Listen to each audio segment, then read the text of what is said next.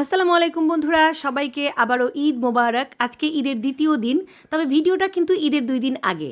ঈদের জন্য দই নিতে এসেছিলাম। আমি বগুড়ায় থাকি আর আমাদের বগুড়ার দই হচ্ছে বিখ্যাত। তবে বগুড়ার এশিয়া হোটেলের দই হচ্ছে সবচেয়ে বেশি ডিমান্ডেবল এবং টেস্টি। তাই 2 দিন আগেই নিয়ে আসলাম, তা না হলে পাওয়া যায় না।